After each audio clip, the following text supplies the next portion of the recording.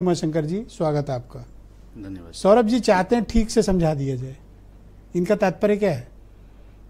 अब देखिए, वो तो वही बताएंगे कि उनका क्या तात्पर्य। आपने पूछा भी तो वो गोल मटोल जवाब दे रहे थे, लेकिन हकीकत देखिए ब्रजेश जी यही है कि एक दल है जो तनाव चाहता है, क्योंकि अगर तनाव नहीं होगा तो हश्र 2024 के लोकसभा जैसा होगा 27 में। इसलिए पूरे देश में जुम्मा और होली एक साथ ही है ब्रजेश जी, सिर्फ संभल में नहीं है कि संभल में ही जुम्मा और होली एक ही दिन पड़ रहे हैं।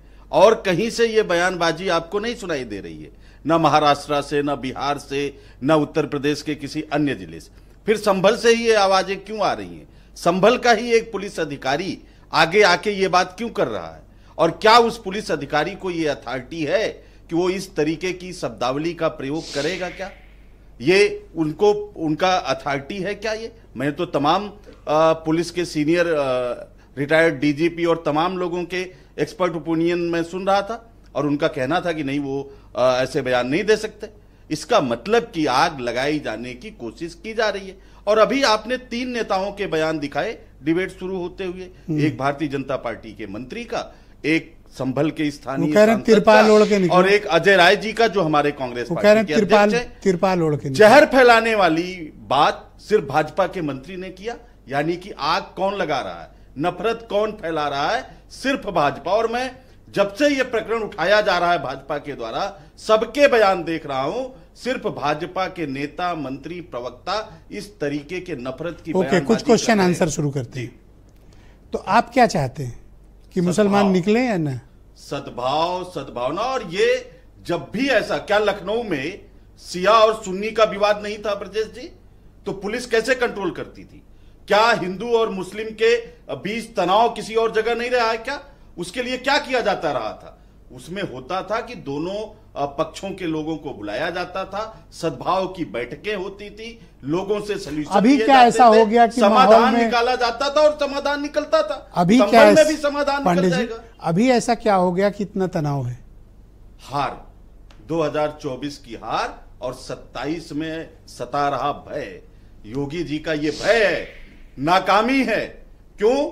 क्योंकि महंगाई पर कोई कंट्रोल नहीं, कोई नियंत्रण नहीं, क्राइम पर कोई नियंत्रण नहीं।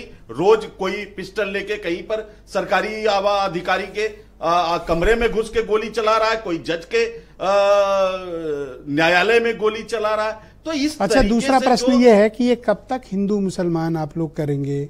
आपसे मेरा तात्पर्य सभी पॉलिटिकल पार्टी से, कब तक? Let me finish. ऐसा क्या उतावलापन है? हाँ ठीक है, सवाल करूं? हाँ हाँ बिल्कुल। तो ऐसा क्या है आप लोगों में? आप समाज, ये देश, प्रदेश की तरक्की के बजाय आप बार बार ये राह क्यों चुन रहे हो कि वो गलत कर रहे हैं और देखिए वो तो गड़बड़ कर रहे हैं? आप लोग इन सब रिलीजियस मामलों से दूर हो जाइए, ये दोनों कम्युनिटी खुद ही सेटल कर लेंगे, आपकी कोई जरूरत ही नहीं है।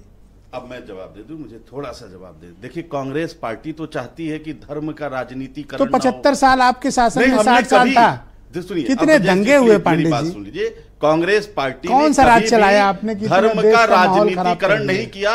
और ब्रजेश जी, आप बहुत बड़े पत्रकार हैं, मैं आपके चैनल पर पूरी विनम्रता से कह रहा हूं, इस संभल के मुद्दे पर, जुम्मा और होली पर विपक्ष के किसी नेता का एक नफरती बयान दिखा दीजिए और मैं, आप कहेंगे 7-8 अच्छा, तो बयान में एक ऑप्शन, एक विकल्प ये आया है, एक बयान सौरभ जी अभी कि आप नेता लोग, कांग्रेस पार्टी के एक नेता का बयान संभल पर नफरती दिखा दीजिए।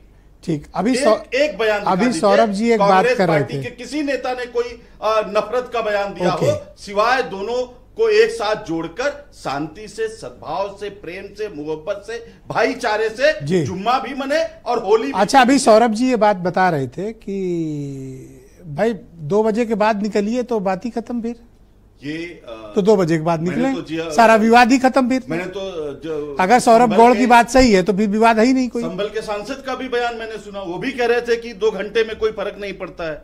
अगर संभल के सांसद ये बयान दे रहे, मैं तमाम विपक्ष के नेताओं का भी बयान सुन रहा था, वहां से आग लगाई जा रही है, यहां से बुझाने की कोशिश हो रही है, उधर से आग लगाई जा रही है। वीरेन जी भी हमारे